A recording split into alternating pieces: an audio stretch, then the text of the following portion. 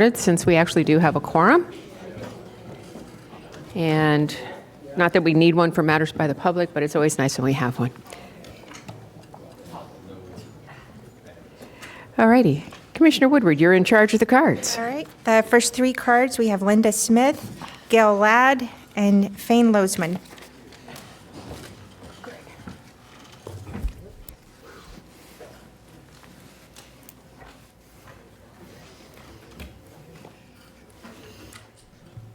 Okay. Linda Smith, Jupiter, Florida, Sierra Club. First, I was going to congratulate the county attorney on retirement, but oh, I can. You are here. I'm sorry. There wasn't anybody here a minute ago. So, I apologize. I hope you will join me on this side of the dais on critical legal issues or otherwise in the future. I know that's a wish and a prayer. Come on.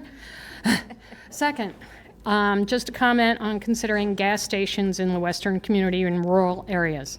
You know, I live in Jupiter, I tell you every month. I drive by 5 or 6 gas stations on my way to I-95. I do not buy gas in Jupiter. It's too expensive. I know that's kind of a different issue, but it's not inconvenient for me to, on my way to something else, to get gas. And I don't believe people go to gas station convenience stores to gossip. They're not sitting on the porch in rocking chairs. People move out west to get away from it all, and please try to respect that. Next, revisiting 2025 Senate Bill 180 emergencies. This is a bad bill for local governments. Another preemption bill from the state. And this one is unconstitutional on many points. Check out the Friends of Florida analysis of the 2025 Senate Bill 180. I actually have a copy here if anybody wants it. Last month, Martin County considered a resolution to join other counties and municipalities to participate in a lawsuit. I have a copy of that as well. Unfortunately, Martin County commissioners were worried about ostracizing the legislature. They wanted to wait until more counties joined the first couple. They said they would ask the legislature for a glitch bill. After the meeting, I emailed questions like, do you think Senate Bill 180 is unconstitutional? Does it harm Martin County's ability to make decisions in the best interest of its constituents? And are lawsuits a strategy for receiving relief from harm? Of course, if a satisfactory glitch amendment is pursued and passed this legislative session, the lawsuit would be dropped. I also have a letter where 41 organizations have signed a letter calling for the repeal of Senate Bill 180.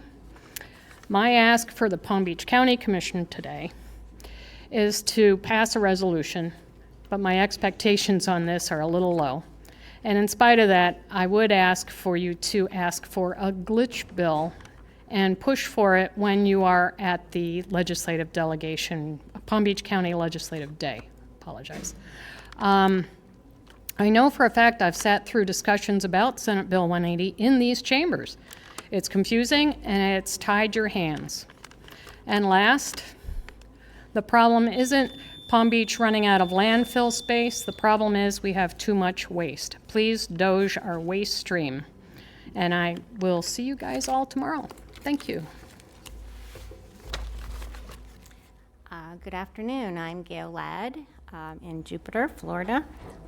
I just want to bring you something from Kay Gates. I don't know if you remember the name, but she's been a wonderful Loxahatchee group from Sierra Club supporter for many years, and I know she was here. And what she wanted me to ask or remind you of was Milani Park. And so we haven't heard much, and hopefully that's all good news. But we really enthusiastically still support the ongoing development of Milani Park for the general public's access to the beach. And we also welcome any commissioner to speak with us on this subject if there's any questions. Also, I want to bring up the fact that we strongly, as Loxahatchee Group Sierra Club, oppose the building of the new incinerator that we're going to be talking about tomorrow, so I'll be there too. This incinerator will cost a minimum of $1.5 billion, that's a B, dollars. It will be larger than the one it replaces, as you know, and therefore will release more pollution. Now, I know all the information says that we will make sure that it does not cause problems with pollution, but you know how the EPA right now is having problems with getting support? I'm always worried about when leaders do not really understand that we really do have climate change. So there are possible toxic gases that escape that leaves behind more hazardous toxic ash that needs to be disposed of. Where? In landfills. Now, landfills are not ideal, of course, but they're less harmful than incineration. Zero waste is the best option. Policies and programs that other cities and counties have adopted. I sent you through email a report from Delaware. I don't know if you had a chance to look at it, but if they can do it, we can do it. It's really important. Palm Beach County can improve existing waste systems by reducing the waste, expanding recycling, promoting composting, especially commercial composting, and yard waste. Implement the recycling and composting of yard waste. And remember to leave the leaves where they belong, on the ground, to make compost. Thank you for your attention.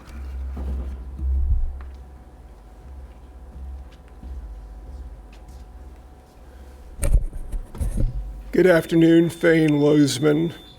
This marks the 20th anniversary of Hurricane Wilma. Hurricane Wilma is why I came up here. The floating home marinas in North Bay Village, which is between Miami and Miami Beach, were destroyed. There were the few floating homes left, and 2 of them were mine. So I went to the nearest marina that would take a floating home, Riviera Beach, and the rest, as you know, is history. With FEMA being pretty much dissolved under the Trump administration, there needs to be a plan to deal with that lack of funding. There also needs to be a plan from where I come from to deal with the marine disaster that's part of a hurricane. And what we learned in Wilma, and what I also saw what went on in Hurricane Ian, because I have on the side, I do marine salvage, basically refloating sunken boats after major disasters, where there wasn't a plan.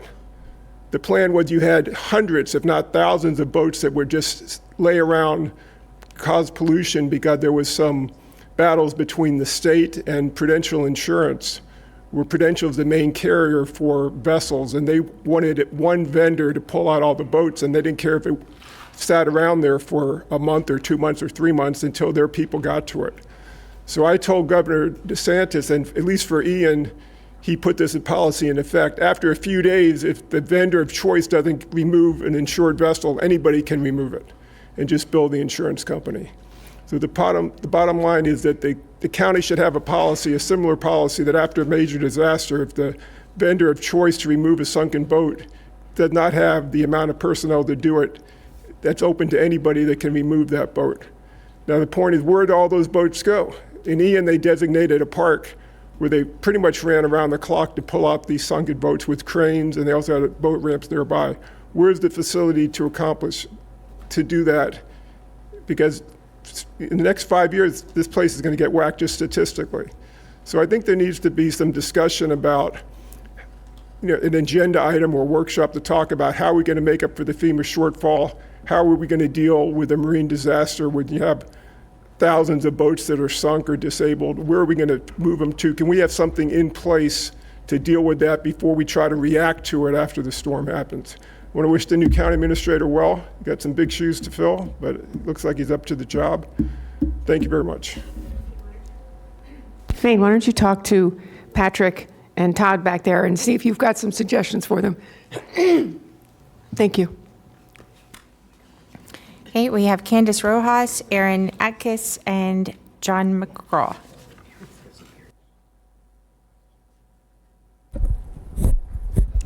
I'm an Aaron Actis. I don't think Candace and John are going to make it today. May I go? Okay, thank you. My name is Aaron Actis. I'm a Jupiter resident. The month has flown by, and I and I won't be here to discuss the behaviors of the council member Ferguson who callously condemned a dead person, Charlie Kirk, from the diocese several weeks ago. This sort of decorum violation and anti-sensitivity promotion is an example of the behaviors that the election integrity grassroots is accustomed to seeing. It will not be overlooked by the MAGA patriots and common sense individuals of this county and this great state of Florida. According to several acts that are now laws, the general public and our county employees are of the utmost importance.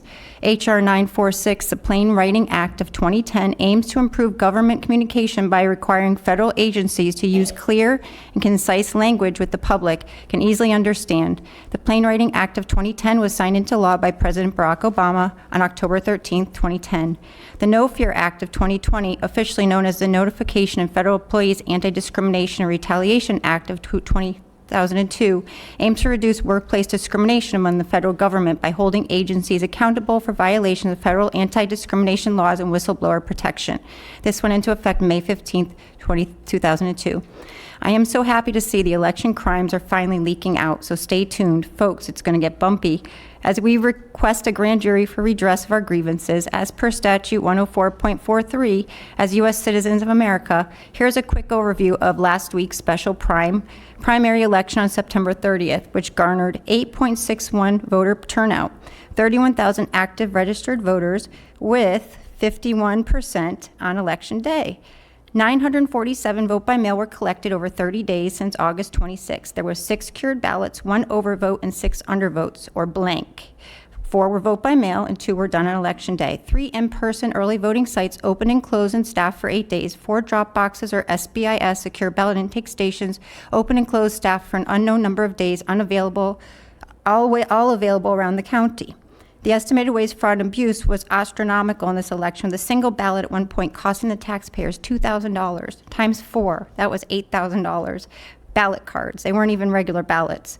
As well, the statutes were violated again, 101.572, 101.131, and 104.29, which are described below for convenience. 104.29, inspectors refusing to allow watchers while ballots are counted. The inspectors or other election officials at the polling location shall, after the polls close, allow as many as 3 persons near them to see whether the ballots are being recorded correctly.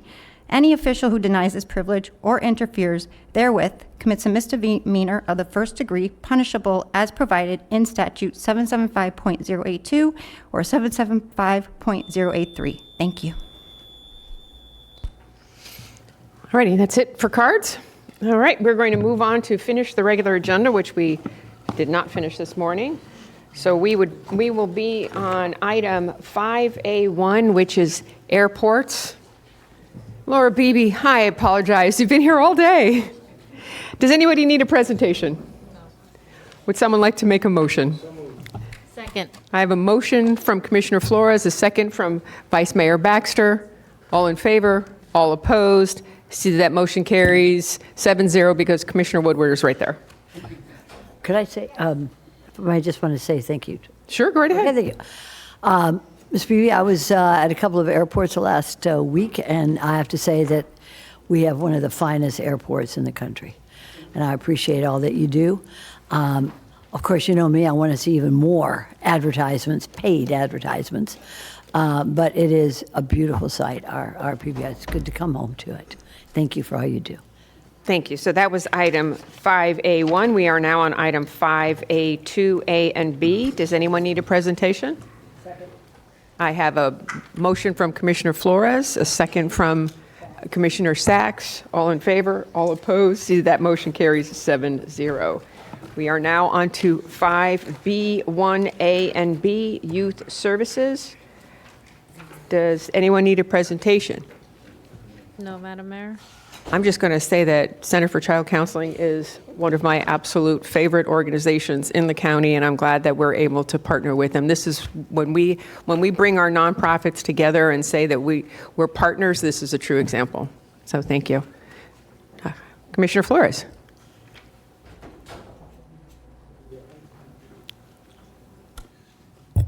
Come on and have a seat. Hold on, where are my notes?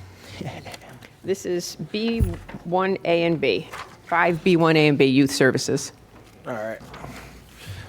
First of all, to staff, I'm excited about this. I know that you guys, we spoke, and you guys made some changes. It looks like the unit cost structure, you guys stabilized that to a standardized rate, so I appreciate that. So I have just a brief statement I want to read. So I want to take a moment to emphasize how important these services are for our children and families in our communities. The Family Visitation Center provides a safe, supportive environment where children can maintain healthy bonds with their parents and caregivers, even during some of the most difficult times. By partnering with the Center for Child Counseling, we are strengthening this work. These services don't just keep families connected, they help reduce stress, build parenting confidence, and create pathways for stronger reunification. This is an investment in the well-being of our youth and stability for families across Palm Beach County. So thank you so much, and I want to make a motion to approve. Second. I have a first from Commissioner Flores, a second from the Vice Mayor. All in favor, all opposed. See that that motion carries 7-0. Thank you very much. All right, we are now on item 5C1. Madam Mayor, if no one needs a presentation, I will, never mind. It's just direction. Well, actually, we have one card for 5C1. Would you like to come up and speak, Ms. Nash? I think you're the only card. Is she the only card?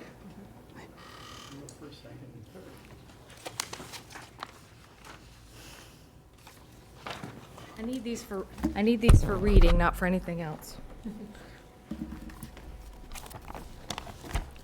My note said, "Good morning." Well, good afternoon, Commissioners, and thank you for the opportunity to speak. My name is Melissa Nash. I'm a proud Palm Beach County native, and I'm the founder, president, and CEO of Checkmark Collections, located at 2475 Mercer Avenue in West Palm Beach. Collections does not have to mean confrontation. In Palm Beach County, it should mean care, clarity, and responsibility. In 2024, nearly $12 million in EMS balances were written off, dollars that aged out at 5 years. The lesson is clear. The sooner accounts are addressed, the more recoverable they are. An example is the clerk of courts places accounts into collections weekly at 90 days with flexibility to recall them. The process of early placement plus recall keeps dollars in play and in control. Right now, it could be estimated that 50 to 60 million of EMS billings exist in the revenue cycle post-adjustment timeframe. In our experience, half of residents resolve balances digitally, while many seniors who represent a share of EMS calls rely on a friendly phone call and a follow-up letter as their choice for communication. We also understand that Palm Beach County is unique in its offerings, like my hometown of Belglade, Florida. I encourage you to consider a pilot program that works in tandem with the current billing vendor, that uses multiple communication channels to meet residents where they are and to prioritize the accuracy of account information to avoid unnecessary hardship. Just asking is good governance. This approach would protect Palm Beach County finances, support the fire department, and continue with the trust. Thank you for your leadership. I look forward to working together on a solution that serves both our residents and our county. Administrator Abruzzo. Thank you, Madam Mayor. In full disclosure, when I was clerk, Melissa Nash Andrews was one of our vendors, and she did have a contract when I became clerk, but it was a extremely small portion of the collection agencies, and collection agencies are generally national firms. I bumped it up where she would get the same lion's share as the national firms, and she has done a tremendous job. I did not ask her to come and speak today. I didn't even know she was going to be here today, but I wanted to disclose that. Thank you, Madam Mayor. Thank you. And I believe, Vice Mayor, you were in the process of making a motion? Well, we had some discussion about this yesterday, and because there's really no motion for this, it's basically direction that we're giving you. I did have some thoughts. There's a lot of money that seems to be getting unpaid from transportation. Is that correct, Chief? That's correct. And your time's up. Just That is correct. I didn't know it was going to be that easy. Yes, Exact figure, Lauren will share, but yes, there's a significant amount of money that we're writing off every year. And I believe this is $12 million for this year that we're looking at right now, which is 20. Yes, so it's going to be 22% of our gross billings, and it's $12.1 million is what we're looking for. Now, I don't think us as a county, being responsible taxpayer dollars, should leave all that money on the table for sure. But I do think there should be a balance to this. Not every situation is different. People come from different backgrounds, different things going on. I mean, people who have Medicaid, generally speaking, are already in a very poor financial situation as it is. And I believe it's $19,000 that we're saying Medicaid hasn't paid. Is that the number? Commissioner, yes, it's the Medicaid line was 19,100 and something, if I'm not wrong. We did have discussions last night after our meeting, and we are able to write that stuff off, and there's a way to do payment plans and write off to some of those uncollectibles. I guess what I'm saying is I'd like to see us ease into this and try to get people who are the self-pay who just either really are not trying or trying to, but the Medicaid ones and the rest, those are where I'm having pause. Like, are we going to also go after them if there's $20 not paid on an individual basis? Is that what we're suggesting? So we're just looking for direction to see if this is going to be the continued practice. I think we can work with the county attorney to make sure that we develop a policy, as Deputy Nadler had mentioned, to look at how we can address those issues. And we understand that there's going to be significant stories within that $12 million, and we understand that. But just to leave it on the table, that's where we're looking for direction of which way do we go from here. And maybe we one day will, I think, get there going after all of it. But I would like to see us to maybe start with just a certain portion of this, maybe that self-pay. And if there's unportions left over from insurance or whatnot, and we've gotten the lion's share of our money, maybe that's a starting point. And again, I haven't set one idea. I would love to hear your ideas of how to handle this. But again, there are a lot of stories out there of people struggling, and especially people already on a lower or no cost insurance. So if we get the direction that we can start going to collecting, we'll put a policy together that we can come to the board back with and have rounds and see how you want us to implement it. But I think the first step is do we write it off, or do we go the other route and start collecting and see what guidelines the commissioners will take, and vice mayor and mayor, to uphold the policy. So wrapping up my thoughts, I don't like the idea of leaving 12 million, but I would love for you to come back. This is just me. I'll see how my fellow board members feel with some of those potential policy options. So thank you. Commissioner Bruzzo. It's tough. Administrator Bruzzo. Thank you, Madam Mayor. I appreciate the dialogue. The reason I actually asked for this to be placed for discussion, because it was relayed to me through fire rescue and the deputy administrator that this $12 million of billing. And I believe there's a presentation, but what it boils down to, in 1998, the board made a decision to write this off, which was a very low cost at the time. It has now ballooned, as you just heard, to actually over $12 million, and we only see that going up. So as administrator, I was put in front of me, do we collect this money or not? I really want to get clear direction from you all as we go down this, and that's exactly the premise that we're here today, Commissioner. Thank you. Commissioner Powell?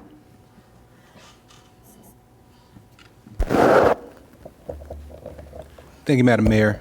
And who is that? Do we have a current vendor who is collecting or who tries to collect? Fire rescue does, I believe, and I'll let them address that. My comments prior have to do with the clerk. So the clerk collects a lot of our money in different realms, but wouldn't be for this. And I'll turn. So we have a third-party billing vendor that does all of our collections up front as far as the billing and invoices and collection of those payments. Currently, right now, for transports, we do not send them to collections. However, for different revenues, such as like our fire inspections and miscellaneous revenues, we do send those to collections, and that's through Valley, who's contracted through the county. Specifically, the lead department would be OFMB. And Commissioner, they collect at a 3.5% rate. Is that accurate? Oh, for the record, my name is Lauren Majorowski, the Finance Director for Palm Beach County Fire Rescue. 3.5%, so we've only had Valley since December of 2024, so we really don't have a true rate of what they bring in for us. When we speak to Digitech, who is our third-party billing vendor, they typically see with Valley about 2 to 3%. In the RFP that we did piggyback off of, they tend to put their best foot forward to where those collections range from 6 to 11%. So if we were going to collect any of that, let's just say 2% or so, we would be looking around $233,000 of the $12 million. The follow-up, if this were something that we wanted to do, would we have to bid that out to determine who the vendor would be? Or the firms? I don't believe so. Since we did piggyback off of the St. John Rivers contract, that one was specifically for emergency transports, so we should be able to just join that contract. We would probably have to bring it to the board in order to increase the threshold on it, though. Okay. As it relates to the cost of transport, what is the average cost of a transport, or what is the average cost of each billing that we're looking at? So currently, right now, for our BLS and ALS, we charge $730. And then for our ALS 2 transports, it's $890. 69%, 69.48% of the outstanding fees, which totals $8,422,611. Let me say that again. $8,422,611 is self-pay. Of that self-pay, it's those who have no insurance information attained or non-payment. So we don't know if those individuals are individuals who just don't have insurance, who are not documented, who we don't have a breakdown of who those individuals are. My question, I guess, or my concern would be with regard to those in there. Would this number potentially increase, seeing that recent federal legislation will result in a lot more people not having, I would say, when it talks about insurance here, it looks like it talks about no auto insurance or deductible not met. It doesn't talk about, or it doesn't mention health insurance. So if an individual doesn't have auto insurance, would their health insurance then pay for the transport, or would that be directed to self-pay? So their health insurance would pay for the transport, and typically that's not the issue. As regards to, and that would really, they would fall under the insurance column. The insurance column can be anywhere from health insurance, auto insurance, workers' comp, and I'm missing one. But the self-pay are those that we just don't have information for, that don't have insurance, or we're missing information from their patient account. And that's what concerns me. I see the insurance portion, it only lists under there no auto insurance or deductible not met, and that's $1,916,508. That's right, $1,916,508 there. So those numbers are for Medicaid, Medicare, and insurance. Those numbers, and insurance is the highest number other than the self-pay that, once again, $8,422,611, which is the highest, which concerns me. How do we, I think there's something missing, and I just can't place my finger on it.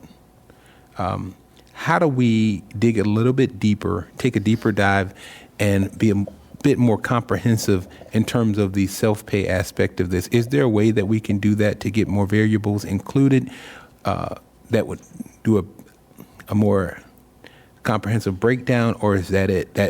There's just not enough information available with regard to that $8,422,611? I will say that ever since our third-party billing vendor switched over systems back in December of 2022, the system is more robust at attaining the patient information to where we have been seeing a decline over the past 3 years in regards to our write-offs. Previously, when we came to the board, I want to say we wrote off $13.6 million, and right now we're approximately, $1.5 million underneath that. So the system that they are using is getting us more collections. We've seen us go from 65% collection rate to now a 69% collection rate, almost to 70. So that number there, it has gone down. It's just a matter of time because right now, December of 2022, we're writing off that last fiscal year of the old system. Now, I think going into this next, you should see it in the fiscal year 22 write-offs, maybe, hopefully, another decrease in the write-offs that we would bring to you if that's your choice. Thank you. One more question. We're talking about somewhere between $800 and $733 and $800 per ride. Is there an estimate of how many people that are outstanding, and are there users who are duplicate users who are maybe using an ambulance every week to be transported to the hospital or wherever and just not paying? Good afternoon. My name is Philip Oliveria. I'm Division Chief of Medical Services.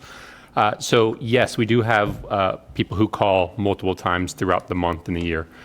Sometimes it could be every week. Sometimes it's multiple times in 1 week. We do have programs with our MIH team, our Mobile Integrated Health, that follows up on these callers to help reduce that and try to get them to the services they need so they aren't dependent upon the 911 system. But it is something that happens. Thank you. Thank you. Commissioner Woodward. And then Commissioner Weiss. Thank you, Mayor. Just looking at the chart that you gave yesterday with the balance by payer type, where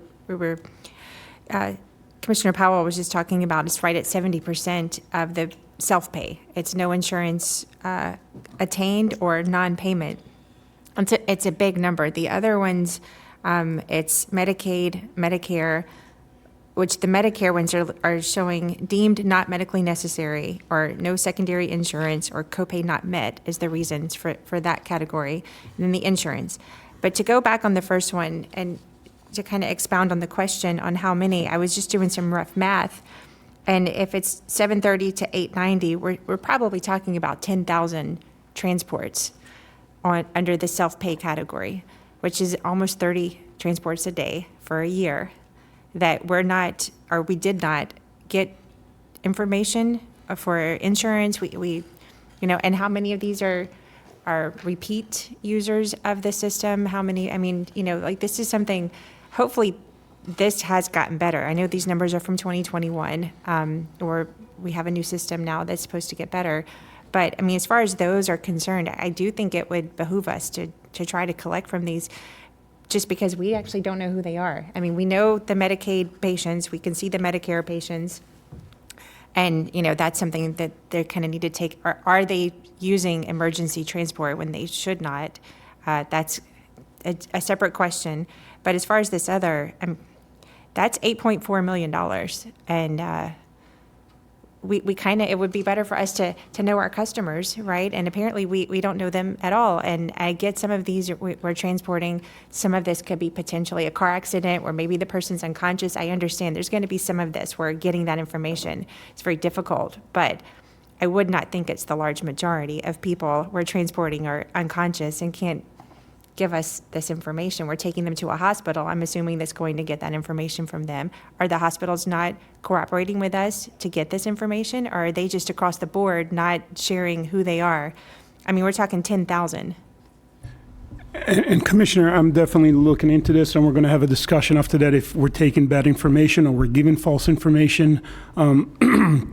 So we will take this as a line item to go look at how come the information does not correlate to the people, so we can start looking deeply into what's going on with the information that's gathered on the scene. And I'm not sure, but it's one of the takeaways that I wrote down to take away from here, to look why we're missing some of that information. Because I mean, I don't know how collections agencies, do their job, but if we don't even have any of this type of information, how successful are collection agencies going to be without us actually doing this? And are we doing this now? Are we doing much better when we transport patients? Are we collecting this now, or at least getting it from the hospital? If we have to hand them off, do we have a partnership with the hospital? Will then share us that information so that we have it? Commissioner, yes, we do. Our Director of Planning, Joe Gregory, just reminded me that they do have a relationship with the hospitals. So Digitech is our system that we're using now, and they do reach out to them, and they do have a partnership. To answer your question exactly in terms of how many of them that we don't have names for or addresses or whatnot, we'll do a deeper dive like Mr. Nadler just mentioned. Okay, well, that will be part of my board direction on this, is moving forward, that self-pay category that is showing, no information attained. I mean, we've got to do so much better on that. Also, to address the question about, are these repeaters, are they calling every week? Or does it seem like we know who we're transporting very well, or at least we didn't in 2021? And I would like to know that we are for sure doing better with that. And, yes, we do need to do collections, but is it because we were not doing collections we didn't bother to collect this information because it was just going to be a write-off? Or how did we get to this point from 1998 till now? I do not believe that's the case, and the only reason why is there's, being a paramedic on the truck for 10 years, it can be chaotic at times, and you're trying to get as much information as you like in terms of pill bottles and information and whatnot. So they are getting as much as probably is given to them, but we will do a deeper dive in each one of these and see what we can come up with. But you do, just because of the medicines that you would like to give somebody or whatnot, you're asking as many questions as you possibly can while you're there. That's why I do think that the partnership with the hospitals would give us more of this, because the guys on the truck or the gals on the truck, they're doing certain parts of their job, and getting this information, that happens in the hospital. Like the hospital, because they have the patient for longer, they have a much better opportunity to get all of this. And I would like to know that they are our partners. If we're bringing them patients, that, in exchange, give us the information for who we just transported. So. Commissioner, if I may, just doing a dive, and each one of us kind of went in different directions to see what other departments are doing. I can tell you that our collection rate where we're at right now is higher than some, and that is the one thing that I'm proud of, that it looks like they are coding them correctly. So, and Digitech has made an improvement since then. So. When did Digitech start? When did we start with them?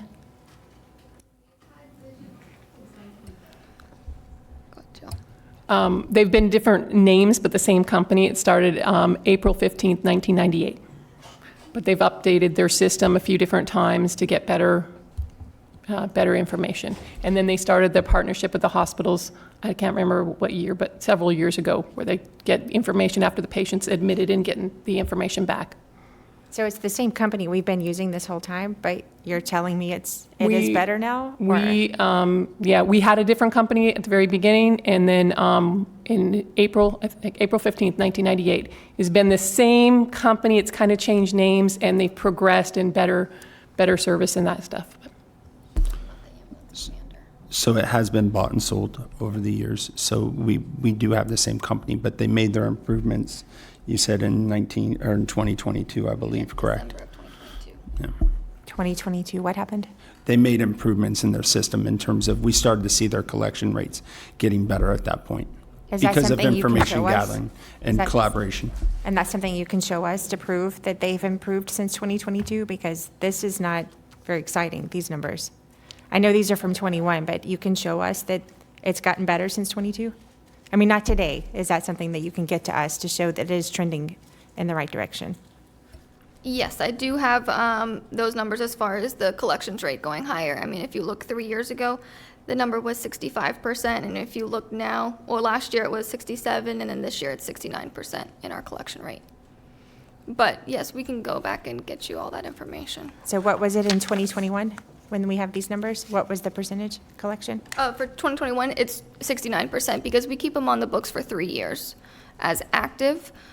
Even though, we send those bills 45 days apart, we keep them on our sheets, on our, active ledger for 3 years. After the 3 years, which is why we're bringing you fiscal year 21 now, that's when we write it off as like uncollectible debt. And it's never settled, it's never forgiven, it's just written off as unforgivable debt. Commissioner Weiss. Thank you, Mayor. So I guess in terms of where I sit on this, there's a couple things. Let's start with, I'd like more. I think we need to have more data, more information, more in a more stratified way. So understanding, because obviously folks that are indigent, there's really no point in trying to get them to pay, and I'm sure that's a percentage of what you're transporting. So to the extent that we can understand, who these people are, I thought Commissioner Powell's questions were valid as well. Trying and understanding, typically, when we're dealing with health situations, it can be a while before they can be resolved, if they ever get resolved, and that can contribute to a number of calls for service. I've seen it happen with my own family members with declining health conditions. But my general feeling is that some of this is collectible, and we're not getting to it, and I think. As was described, I think sometimes people just, forget, or they don't realize that there might be a way to handle that works into their budget. You're looking for a few $100s. And then the other thing I'd like to know is, so how many at each dollar amount? Because that was another question. Should we set a limit? If it's below $100, it's not worth it. But we need to know how, where are these coming up? How many people owe, $500, $1,000, whatever that number is? How many of those cases exist? And it might help us be able to help, as you're developing your policy, but to look at that policy and say, does this make sense? Because again, when people are really struggling, to then just burden them. And as we know, I mean, there is putting pressure on, and I'm not saying that the collections people are going to put pressure on them, but when people are under pressure, their health declines as well. And it could exacerbate their underlying health conditions if they have heart condition. I don't want to get into details because you all understand what I'm saying. So I think more information to understand who these folks are, and then to the extent that, as was said, I mean, not having all that information as to how to contact them and so forth. And then one other question: do people have to pay with a check? Can they pay with credit cards? And if somebody were to set up a payment system, how does that work? So we do offer a payment plan for patients, that seem to be in financial hardship. This all goes through Digitech, our billing vendor, and they are able to pay by check, credit card, all of the above. Okay, and how does the payment system work? So the payment system, once they contact Digitech, they can set up the amount that they're able to pay. And basically, they would keep getting an invoice on a monthly basis until that balance is paid in full. So it can Are be they $10. charged interest on that? No interest. Right. Thank you. Commissioner Flores. Thank you. So where I stand on this is that we should operate as a business. I think if there's money that's outstanding, we should have every right to go after it. However, where I think, because we are government, where we should be different is in providing pathways to provide relief for families that can't afford. So if we decide to go and collect, there should be a path B where they can object or they can state their case before someone, a committee, or for relief, rather than, writing this off every 5 years. There should be a process for which that they can apply and make their case. I fell in hard times, I don't have income, I'm on a fixed income, and then some sort of board or some sort of process where we can make that determination to, this person, we're going to waive the fee. But we should overall go after some of these fees. I mean, this is almost $13 million that we are losing every single year. And I don't know if it's to some of the points of Commissioner Woodward, if it's just administrative issues, efficiencies that we need to look at correcting. But we should provide some pathway to object and relief for some of our residents if they can't afford to pay the difference. So I don't know what that looks like, but I do believe that we should collect as much as possible, but also provide a pathway for relief. Thank you. Commissioner Sachs. I'm sure we're not the only county that has this. So how do the other counties in their EMS fire rescue handle this? So we polled cities and counties. I know Miami-Dade, they do collections. And Broward, because of them being more contracted with different cities, they have different policies for each city that they serve. Well, I think, as my colleagues have stated, this is money due to the taxpayers. In whatever way we can see to collect, we should. There are other ways, when people can't afford to pay for anything, there are legal means for them to have it taken care of, erased. If they don't have the money, they don't have the money. And we certainly can't charge them with a crime or anything. So I think that we should do our best as a business to collect the monies that are due to us. And it's a little bit shocking, as one of my colleagues said, that it's gotten this far, but let's go ahead and remediate it, see what we can do to collect.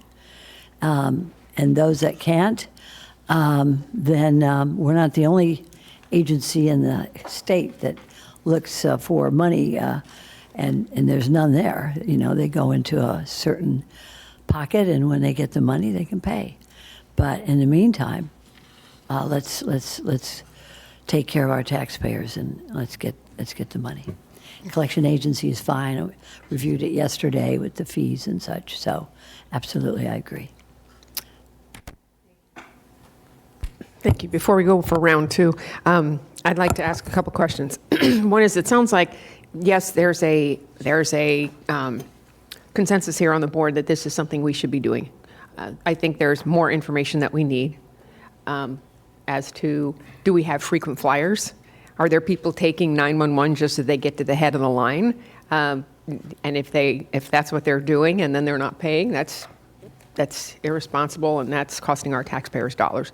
So I think we need to find out, exactly who's using the service, which is open to everyone. It's 911. Call 911. That's what's going to show up.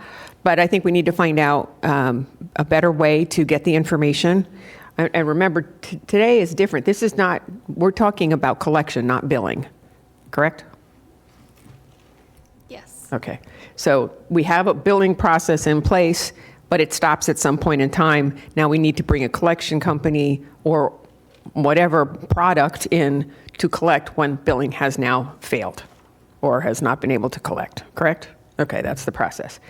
So I just want to make sure that from what you've heard here, and then I know Commissioner Powell has his lights on, so he probably has a couple more questions.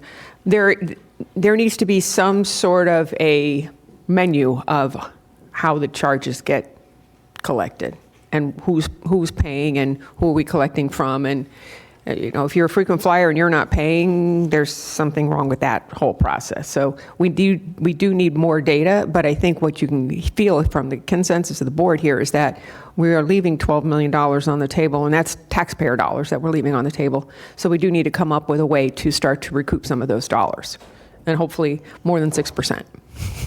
Commissioner Powell. Thank you, Madam Mayor. And one thing I didn't bring up, and we may really want to consider this, as I indicated, under that particular section of self-pay, again, the $8,422,611, that there may need to be a breakdown. But one of the things we didn't consider is how many people who've gone to the hospital in an ambulance. Remember, when you were transporting these people, some of them are really, really sick, and some of them have gone on to the upper room, gone on to glory.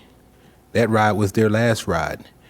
And we need to make sure that we're accounting for that, the percentage of those who have gone on, who've left this earth in that percentage, because that's a real portion as well. You can't collect those dollars.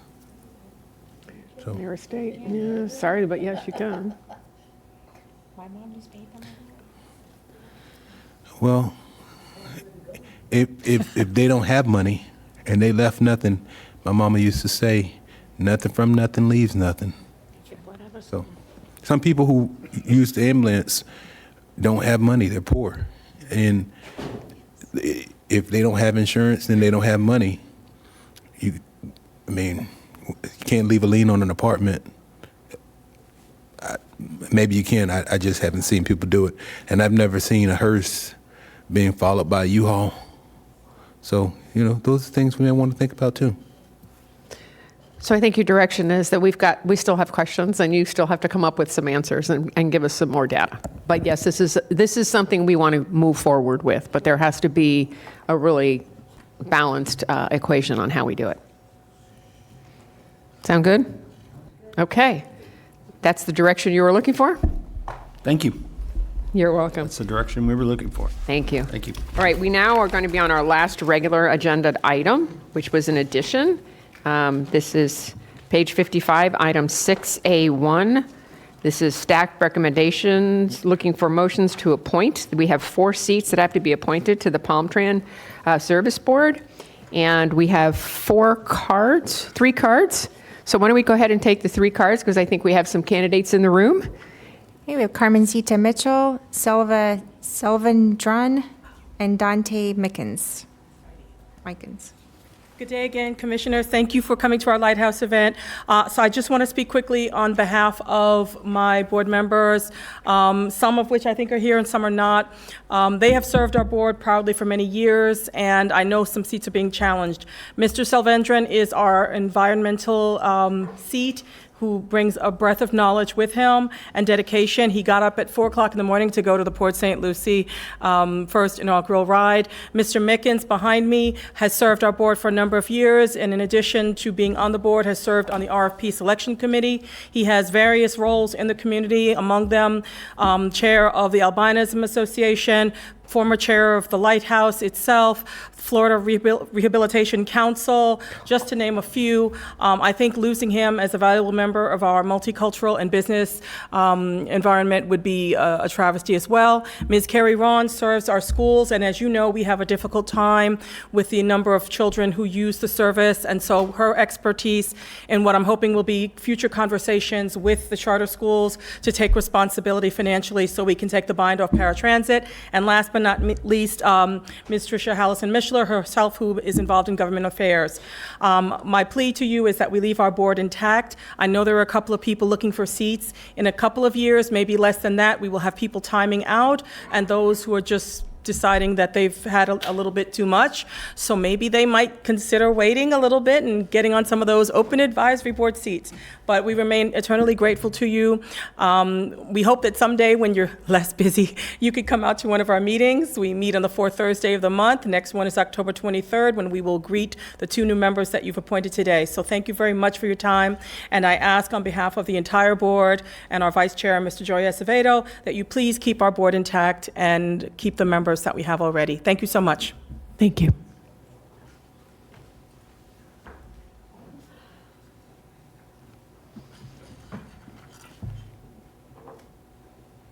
Good afternoon. My name is Dante Mickens, and I appreciate the opportunity to speak before you, Madam Mayor and Commissioners.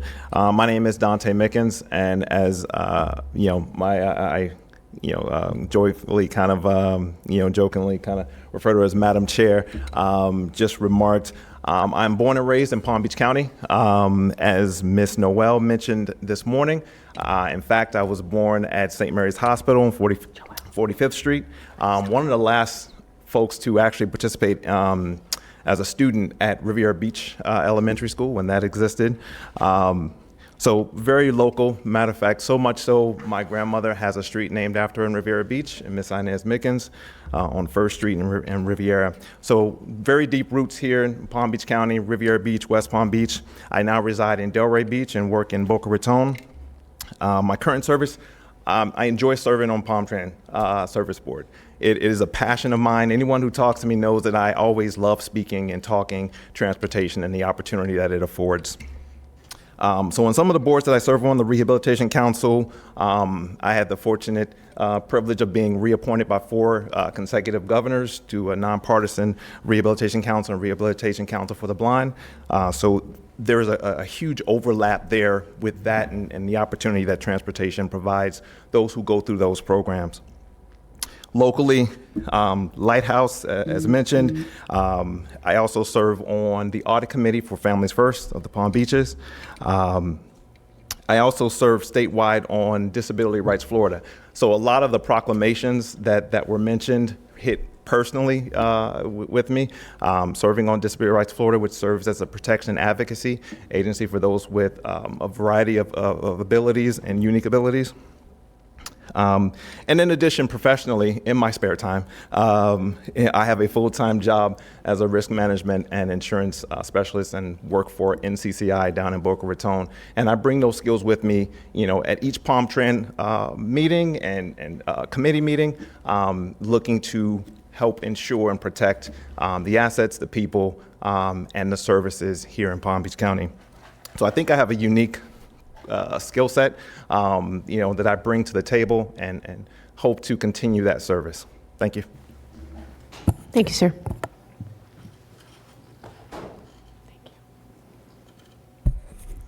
Good afternoon, Commissioners. My name is Selva Selvendran.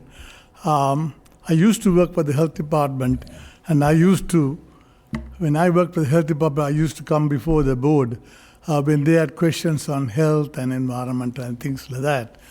And I have been working on this transportation business for 30 odd years, and I worked together with the Palm Tran Board and also with the Tri-Rail when I was at the department, working towards reducing emissions and things like that.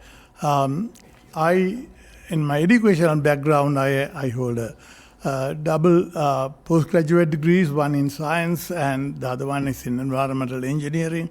And professionally, I was also an advisory member of the FAU College of Engineering. I was also the proctor for many universities in Palm Beach County, and I do not know whether any of you commissioners knew the earlier director of health department. She was one of my students, Dr. Alonso, in the MPH program. So also, if the commissioners know, in the 90s, we had a price of gas going up. So we were trying experiments with the county motor pool, trying to work out LP gas to put with our county vehicles to see whether it will be lower cost. Then in 1999, the federal government gave me money. Somehow or other, they liked my work on environmental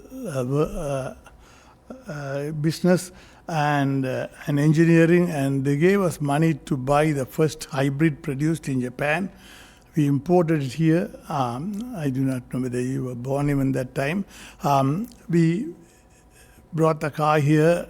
Many people at that time laughed at me and said, hey, you're going to fail here. But then it succeeded. And the next meeting I went for, the Department of Environment Protection secretary came there and asked me to ride in the car. He liked it. He immediately ordered 200 Prius. And now hybrid is a normal thing. Everybody buys hybrid. And then also when the electric cars came in, I got money from federal government to buy one. I bought for the department and ran it here. And I sold them the floors and things like that. And now many people drive electric cars.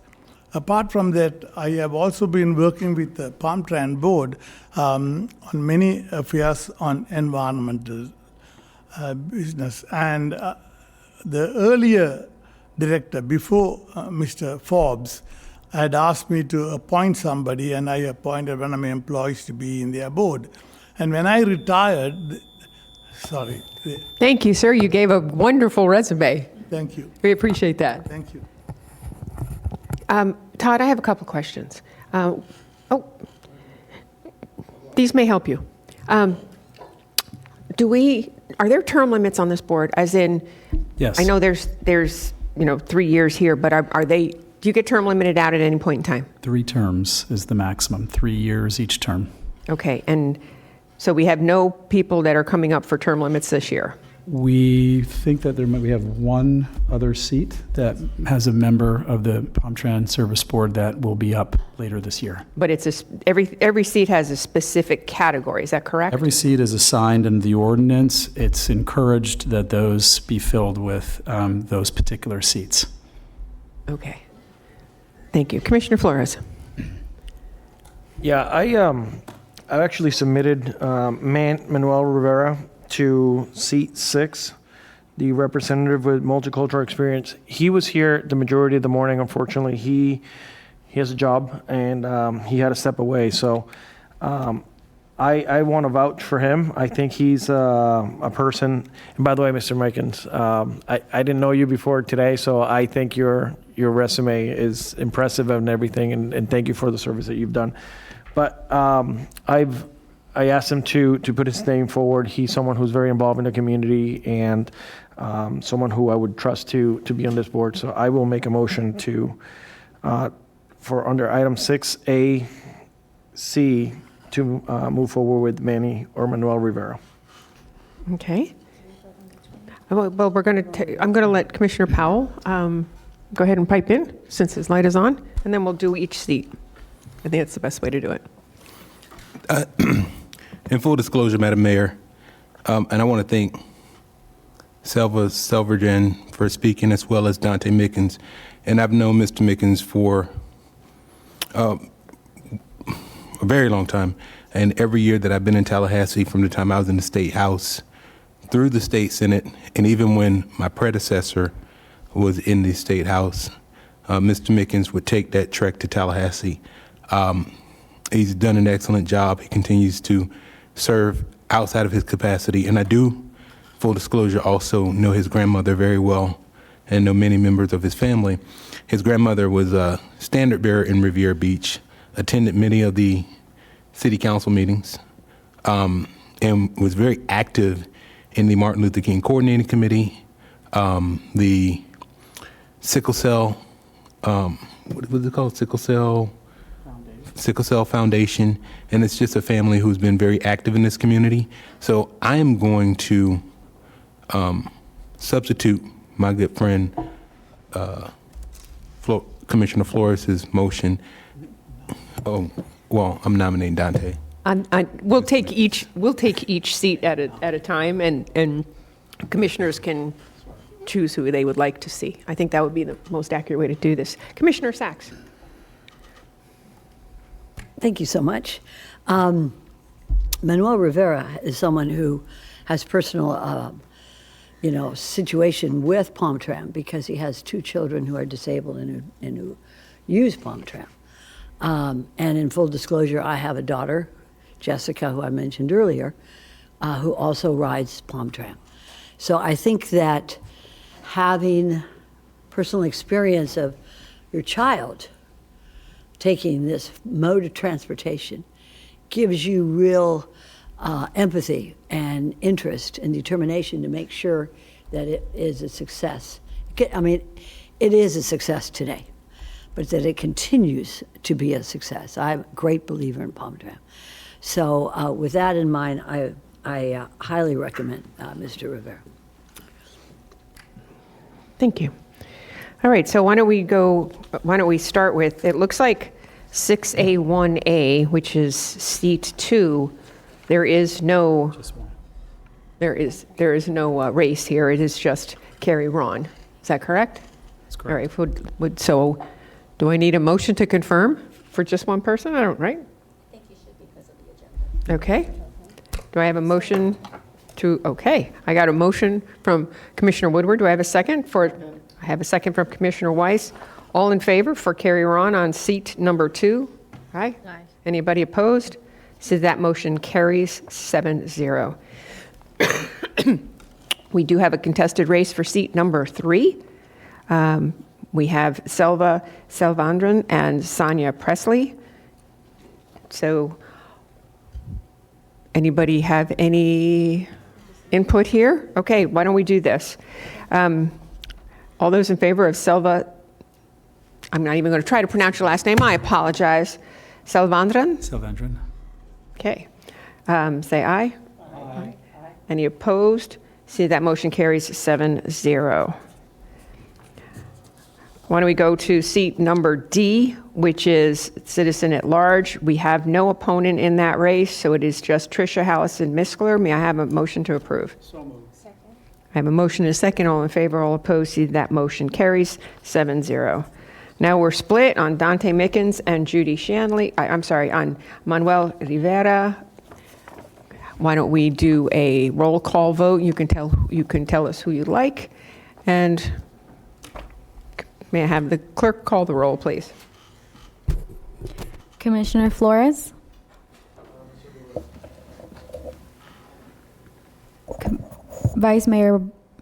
Commissioner Powell? Dante Mickens? Commissioner Sachs? Manuel Rivera. Commissioner Wise? Dante Mickens. Commissioner Woodward? Dante Mickens. Vice Mayor Baxter? Rivera. And then it's up And to the Mayor mayor. Marino. And I want both of them. Is there a way we can have both? Seriously. I think we have people that are really qualified, and I don't want to see this, one over the other. I know this is going outside of the scope of things, and I'm looking at our attorney. What do we do here? Because I don't really feel that one is better than the other here. I can give you a recommendation if you like. That'd be great. If you're interested in both of them serving, you can make that motion today to do that. We'll bring back you a revision to the ordinance that governs this that will add an extra seat to allow for that to happen. Can I get a motion for that? I'm sorry, Masimba Mutemba, Assistant County Attorney. Just a point of clarification. It's a resolution that governs, Okay. not an ordinance. So Okay. it would simply be an amendment to the resolution. I've got a motion from Commissioner Flores, a second from Commissioner Sachs. All in favor, all opposed. See, that motion carries 7-0. Okay, we'll do that. Thank you. You're welcome. Five people want to serve on boards. And thank you for those that are continuing to serve, and we welcome new folks on this board. We know how important it is to the community. Thank you. All righty.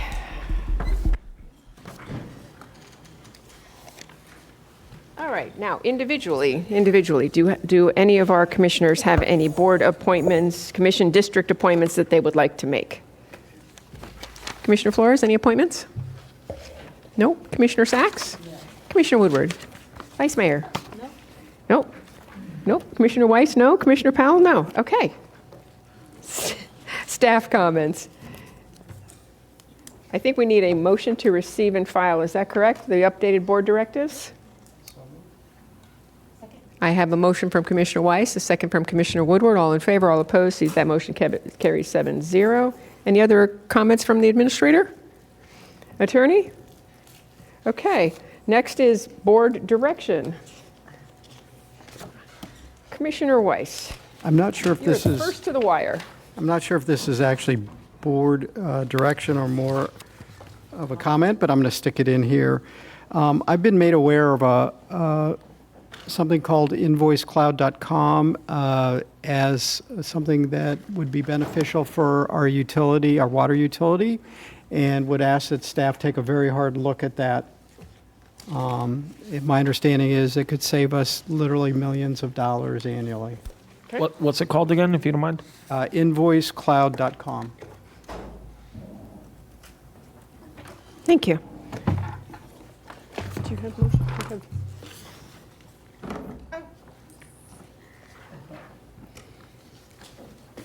Yes, board direction from last week. As Commissioner Sacks was not present, the board elected to wait until she was here. And we have a letter for FDOT, which engineering has, I believe, continued to work on, for the mayor to send regarding moving up Atlantic Avenue road improvements. Any further discussion to be had? Go for it. Oh, thank you. Thanks, Madam Mayor.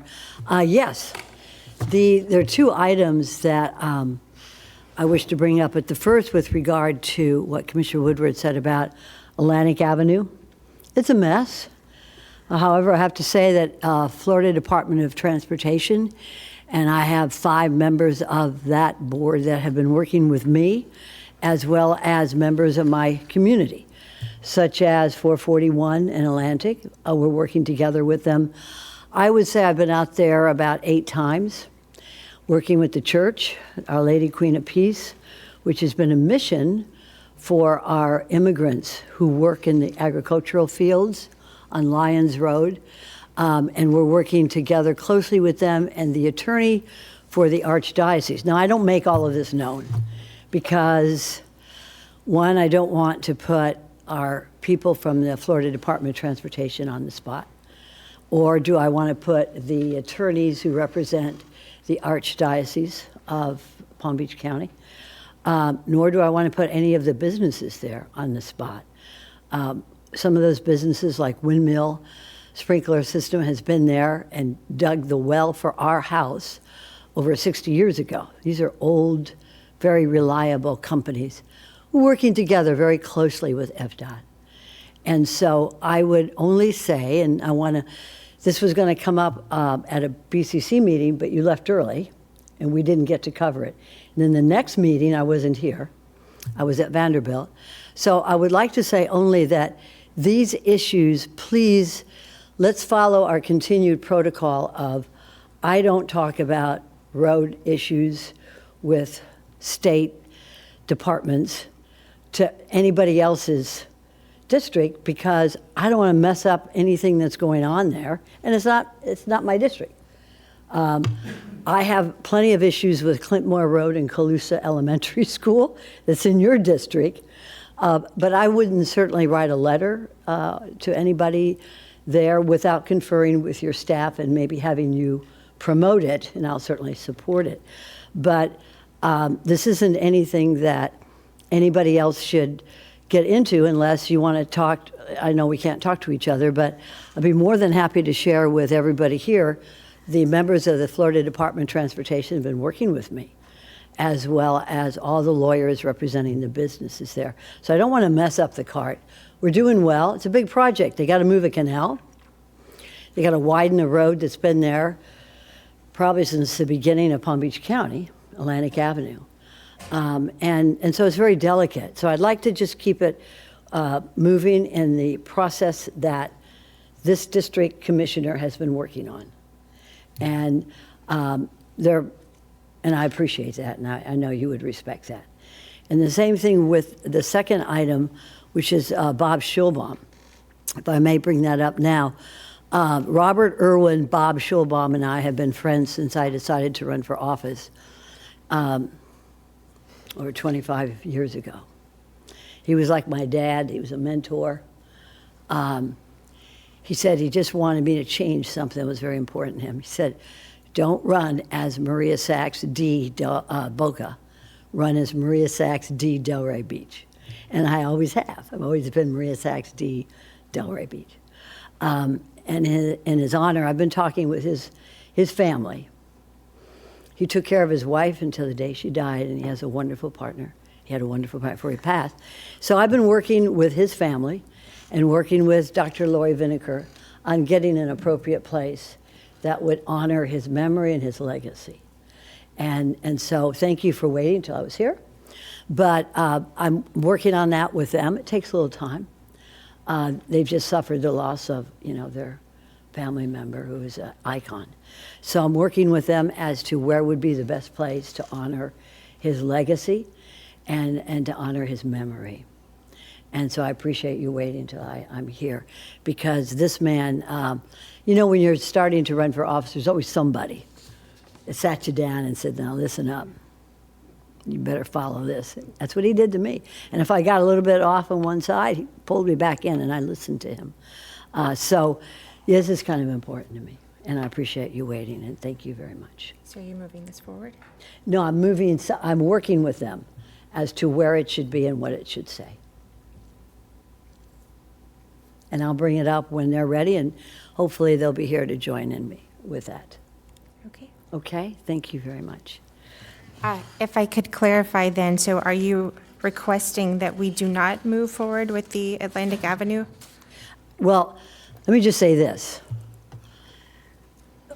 Protocol is, I don't say, Commissioner Bobby Powell, I got a road in your area that I want to write a letter about, Everybody has a protocol. This is we my both district. share Atlantic This Avenue. Is my district, Atlantic. You talking about Atlantic and 441 or anything in District 5? Well, it continues into my district as well. Yeah, and so does Clintmore Road in Calusa, but I'm not going to mess with that. Please leave I hesitate, and I'm staying very calm, but I hesitate to have anybody write letters without talking to me about it to the FDOT, because we're working together beautifully, and we're making that as seamless as we can. Atlantic Avenue is one of the few places that goes from 441 directly to the beach. And if you want to talk about Atlantic Avenue in your district, I'm more than happy to talk to you about it. But when it comes to Atlantic Avenue in my district, I'm working, we got a work in progress here. And I don't want to frustrate or confuse the folks from FDOT. So yes, thank you for your interest. I wish we could talk together, because I've got a couple of areas in your district that affect mine, but I'm going to leave it alone.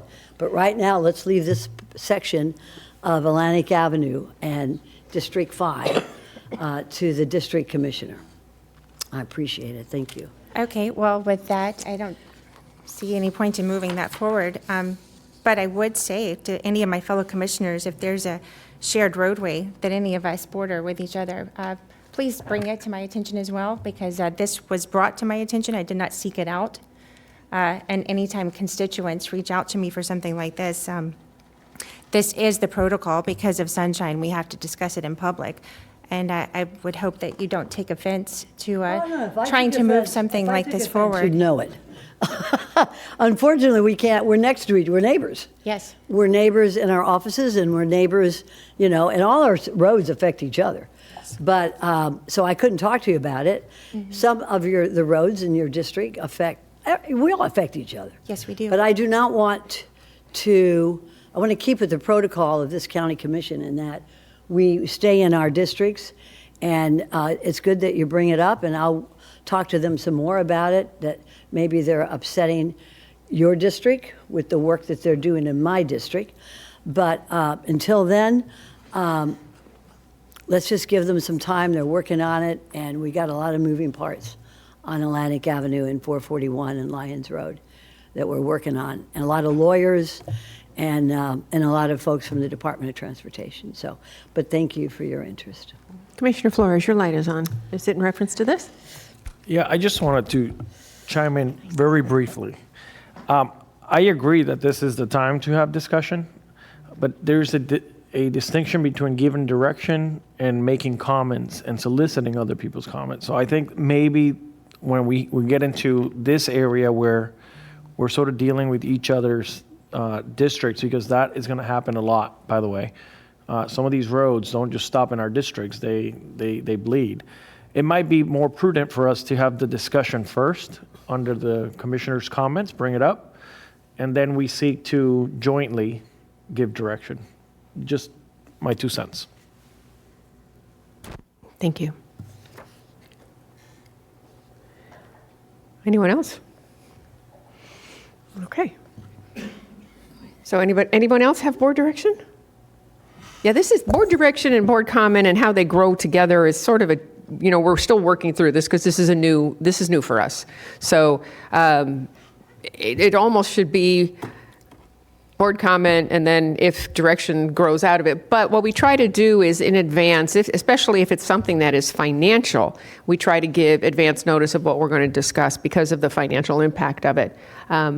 But in this instance, we just, having said that, though, if you read the letter is just asking them to move a little more quickly for Atlantic. It's not anything other than that. It's just a support for moving forward with the planned improvements and to advance the construction timeline. I don't see where that would be harmful for anybody.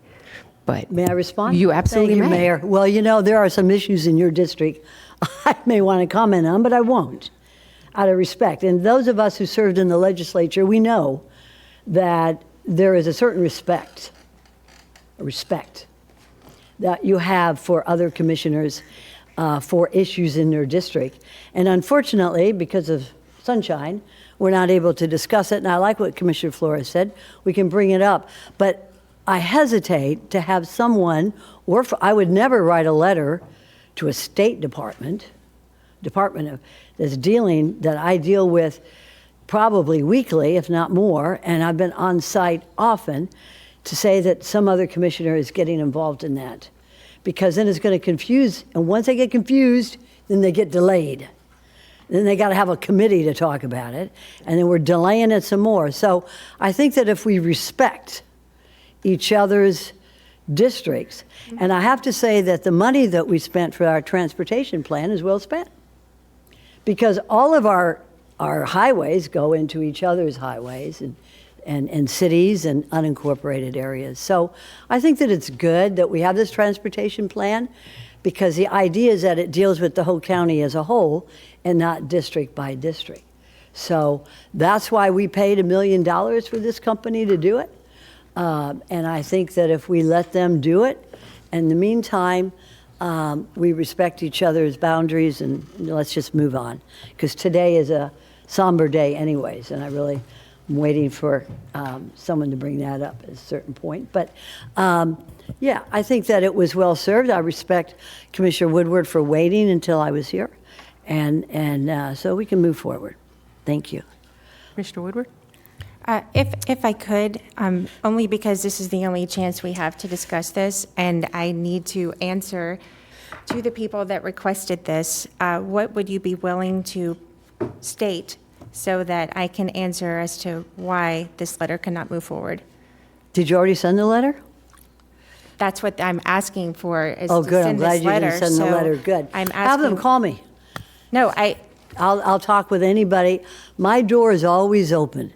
I have a very vocal constituency, and when people come to me and complain about other areas, I try to respond by sending them to staff so that they go to the appropriate commissioner. But are you asking me to send my constituents to you for this answer? I can't whatever answer. you want to do, I don't care. That'd be fine.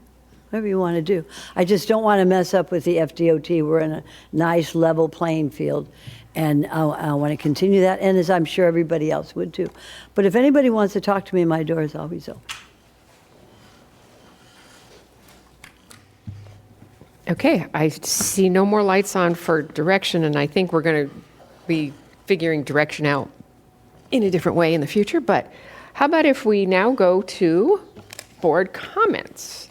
So Commissioner Powell, any comments you'd like to share with us?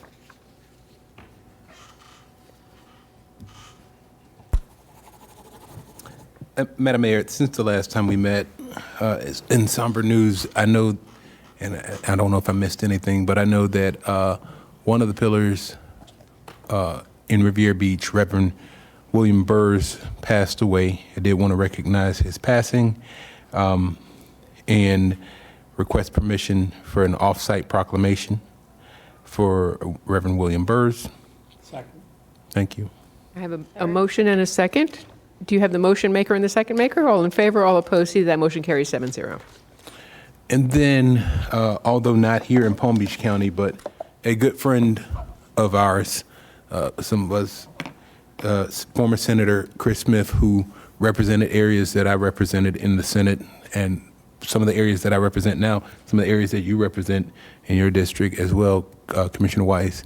He recently lost his wife, Desiree Smith, who was I believe, a city administrator for, I don't want to be wrong, Lauderhill Lakes recently, and they funeralized her, and I did want to just at least take a moment to acknowledge that, and if anybody does know Senator Chris Smith, to reach out to him, and in this very difficult time.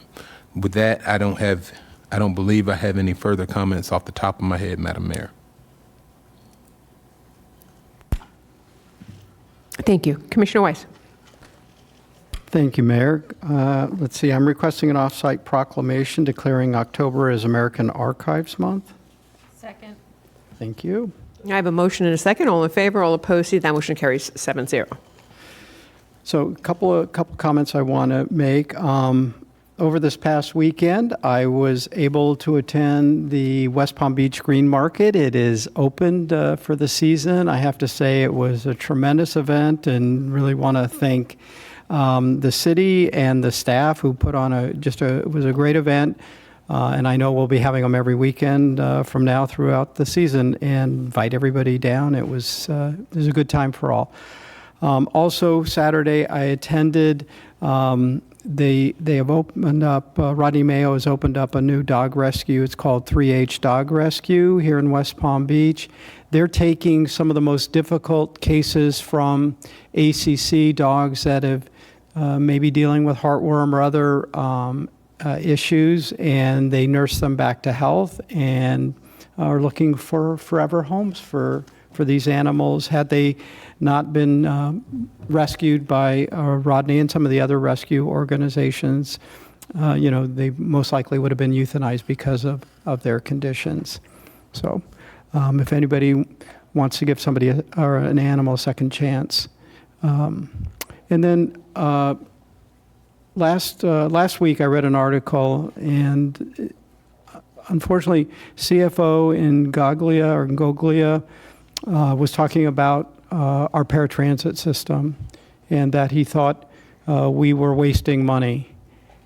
Today we honored people with disabilities with lots of different organizations, and this board has made it a priority that we have transportation for folks that can't provide it for themselves due to these challenges that they have in their lives, and that they're able to participate in society to the fullest, including on Sundays and holidays, which was something that this board provided for them. And I was really taken aback by that. I thought that, to me, it is not a waste of money. It's the right thing to do. People have had these challenges, many of them for their entire lives, and I think that's the least we can do, is help to provide the opportunity to participate. And then my last comment, today is October 7th. And I know to a lot of Americans, but especially to people of the Jewish community, this is a very somber and sad day. 2 years ago, over 1,200 Israelis were killed. hundreds were taken hostage. There are still some being held hostage. I pray for peace. I understand that there are conversations going on between the parties, between Israel and the folks in Gaza to end this tragic situation. But this is a day, I don't think any of us would have imagined that 2 years ago this would still be going on. And we all pray for peace, but really pray pray for everybody, but the folks that have lost family members, the folks that are still in captivity, to pray for them as well. Thank you. Administrator. Thank you, Madam Mayor. Commissioner Weiss, first and foremost, I echo your comments. Incredible day, and very proud that we are the largest holder of Israel bonds in the world. Under your leadership, it started in your committee that you chaired to put us in that position. I also wanted to let you know, and the reason I called Mayor prior to your comments, because of the great work of Deputy Administrator Tracy Ellison sitting in the audience. We've been communicating. We already have a meeting scheduled with Invoice Cloud, so appreciate it. Thank you, Madam Mayor. Thank you. Vice Mayor, because I always forget to come back this way, so go for it. No worries. I want to echo Commissioner Weiss's sentiment. That was a tragedy that happened. And I hope that never happens again. But I think hate in any form should be not tolerated. We should come together as a community, regardless of our backgrounds, religions, and what we believe. So thank you for bringing that up, Commissioner Weiss. And I hope everyone has a good rest of your day. Thank you. Commissioner Woodward. Thank you. And I would like to echo Commissioner Weiss. It was the 2-year anniversary, and anytime we stop treating each other as fellow human beings, it's bad time for our society. And I think we've seen a lot of just escalating on this, and hopefully we remember this and how it felt that day to see what the terrible things that happened and can start moving in a better direction. So very sorry for that. Commissioner Sacks. Yes, let's all pray for peace. Really need it today, but you can see that peace doesn't happen by itself. It happens with the leadership like you had. I didn't know you were in that committee, Commissioner Weiss, that promoted the Israeli bonds, and we had a clerk of the court that was able to move that forward. So, as someone once said, let's all be instruments of your peace, and let there be peace. Thank you. Commissioner Flores. Yes, I'm requesting an offsite proclamation declaring October 15, 2025 as Florida Outreach Center for the Blind White Cane Safety Awareness Day. I got lots of seconds, but we'll give it to Commissioner Woodward. All in favor, all opposed. See that motion carries 7-0. You're welcome. All right, briefly, I would like to request, and you know what, to the attorney, can I request an offsite proclamation instead of giving it to someone else to do? Because I know we always give it off to someone. If she requests it, we can just move it, right? No, here. Vice Mayor, would you go ahead and request that for me, please? I, for the mayor, would like to request an offsite proclamation recognizing Peggy Adams Animal Rescue League's 100th anniversary on Monday, November 10th, 2025. Thank you. I got a motion and a second. All in favor, all opposed, see that motion carries 7-0.